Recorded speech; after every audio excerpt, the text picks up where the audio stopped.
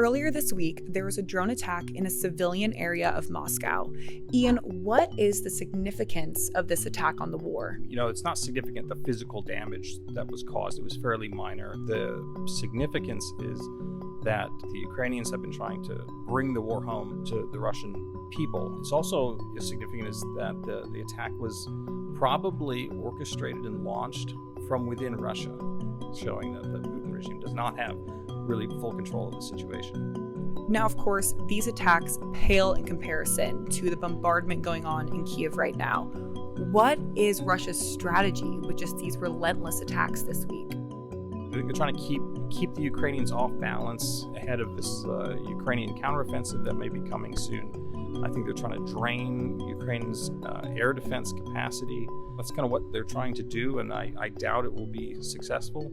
Thank you so much, Ian.